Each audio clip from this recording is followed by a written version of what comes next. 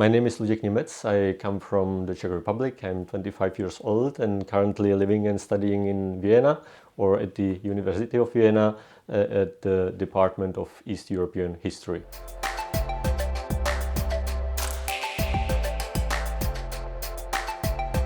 I come from southern Bohemia, not exactly from České Budějovice itself, but from a small village nearby.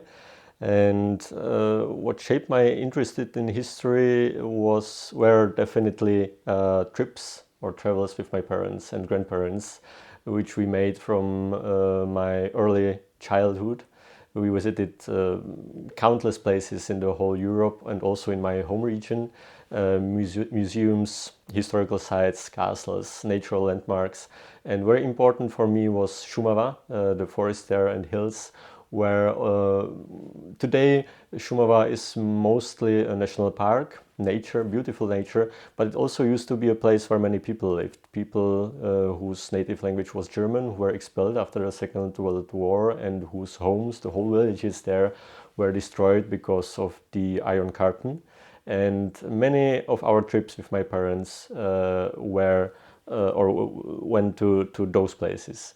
Along the border with Germany and Austria, I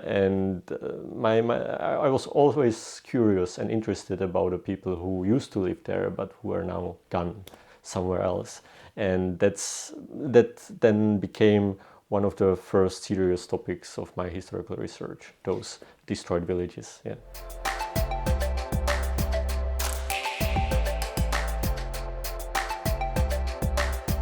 I was definitely lucky having very good or excellent teachers of history in my elementary school and then later in my high school. Those people definitely shaped my interest in history, and it was definitely a reason why I later decided to study history. But I'm not sure if I can identify some particular moment or place. I was born in Český Krumlov, which is also a historical site. Maybe it's also the reason why I love history or past in general, because if you are living there, growing up there, visiting your family there, you can see history everywhere. And the imagination of a child works really fast in these places, so I think that might have influenced my interest too.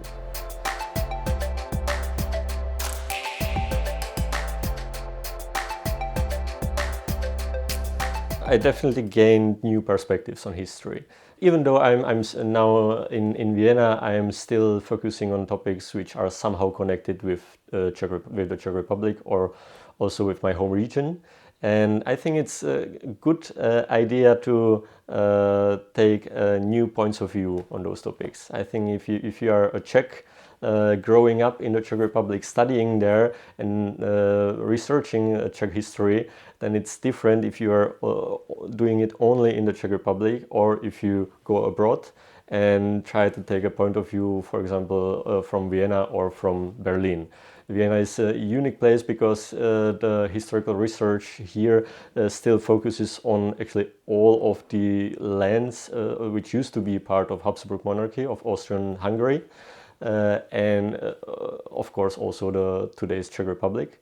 And I think the perspective here is different. And that's also my personal opinion. I would say that Austrians or Viennese people are also more interested what's happening in Czechia than in the other direction. Then Czechs are interested what's happening in Austria, which is quite sad because we used to live in one country for several centuries, but I think it's so. Yeah.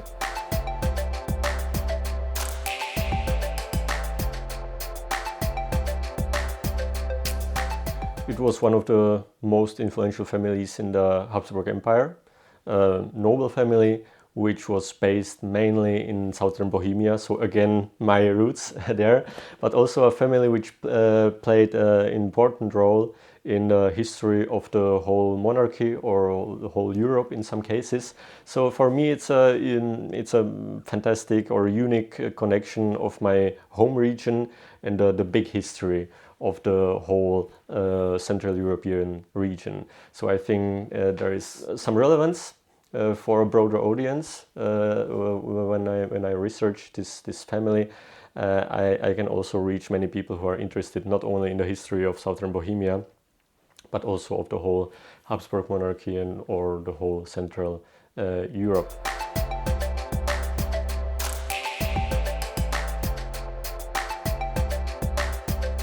I think the very first moment they were shocked, because they used to be a very privileged group of families, elite for centuries, and now, or actually already in the 19th century, their position eroded. But in 1918 they lost their influence, their political influence. In Czechoslovakia they lost their titles. In Austria in 1919.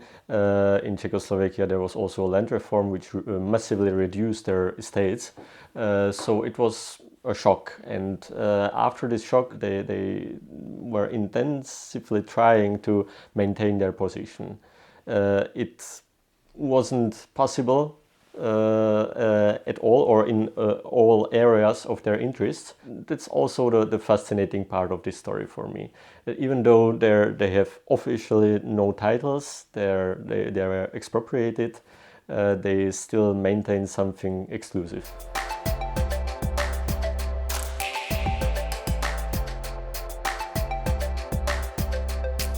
Maybe I will point out the story of Adolf Schwarzenberg, who was born in 1890 and died in 1950. So the first 30 years of his life he spent in a monarchy, then 20 years in the interwar Czechoslovakia. Then he was in exile in Italy and the United States, and after the war he had to stay in exile in Austria and partly also in Africa. So during these 60 years of his life he experienced several regimes, several expropriations of his family property by the Nazis in 1940 and by the Czechoslovak state in 1947. And I think his life, which was not very long, also illustrates like the whole story of the nobility in the period I'm focusing on during my research, because their world transformed completely. At the beginning of his life, he was a privileged boy from one of the most influential families. In the end of his life, 60 years later, he was still quite a rich guy, but he lost quite a big part of his properties.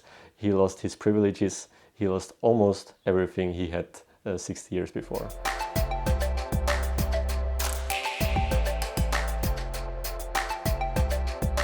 That's a hard question. There were like two lines of the Schwarzenberg family. One of them was rather oriented on Czech nation, and Karel Schwarzenberg was part of this line. The other one was more transnational, I would say, oriented also on Vienna than Prague, and also more on Austria than the Czech society.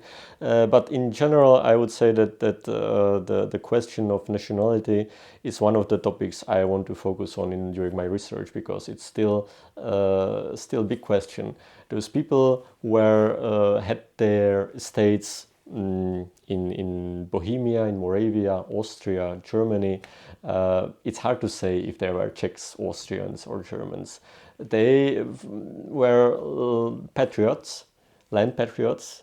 They felt connected with Bohemia as a land, but it's the question if they also felt connected to Czechoslovakia as a state. In some cases probably yes, in some cases rather no. And I'm not able to answer this question properly, because there is simply not enough research done on it yet.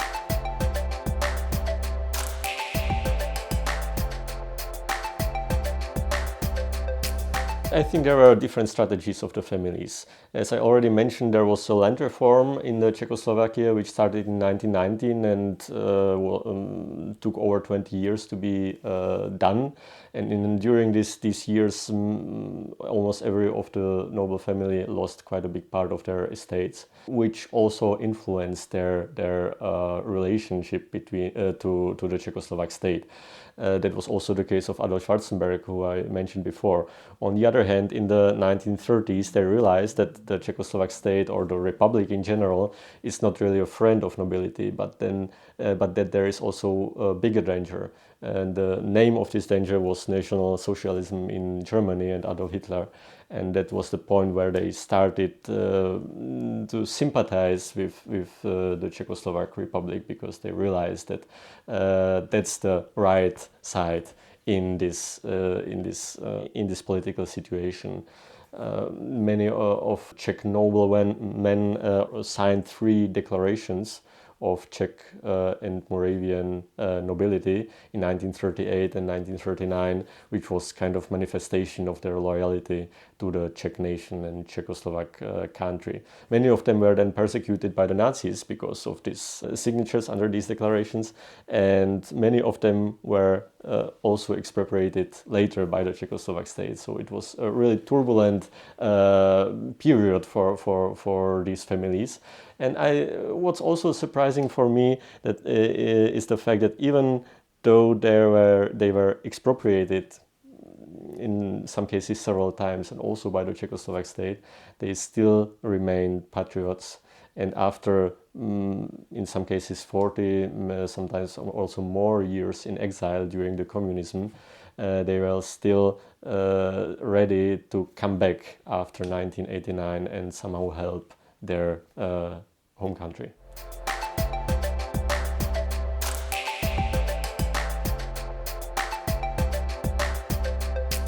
We can trace those stereotypes already in the 19th century, and from time to time they are being reactivated, especially after 1918 and after 1945. Those negative attitudes towards nobility were extremely strong. But on the other hand, it's a tradition for many Czech families that in the summer or during holidays they visit castles, aristocratic sites. There is like this quite specific Czech thing that you are not only visiting those castles as museums, but you are also doing guided tours. You are learning about those families, and you are learning about apartments where they used to live. So I would say that there are also many sympathies for these families, or at least some kind of curiosity about their lifestyle and their history. And in this point, I also see a potential for my research, and it's important thing for me that I also have some broader audience, broader public. I don't want to present my research only in front of other scholars or academic public, but also in front of some broader public. And I think this interest in nobility, which is quite strong in Czechia but also in Austria, is a good opportunity I can use to present it.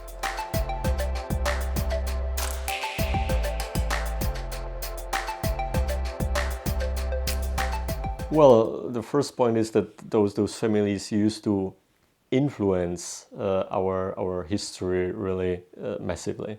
There were important players in the politics, etc. The second point is that maybe the fact that we are now living in times full of changes, we can learn something from the nobility, because they also lived in times with several important changes, especially in the first half of the 20th century. As I already mentioned, they as an elite had to deal with several transformations, and I think we can take some lectures from their behavior and their strategies.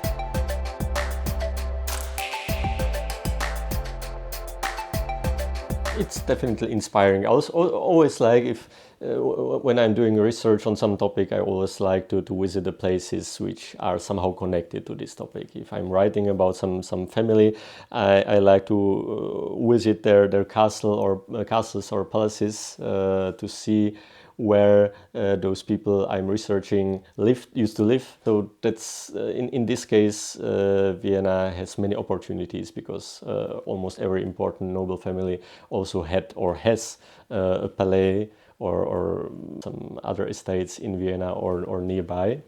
On the other hand, Vienna is not only a historical city, it's also a city which can combine these historical aspects with modern ways of living, and I think it's sad to put it like that, but that's also a kind of unique thing in Europe even today. I'm really enjoying this part because it's a wonderful place to live.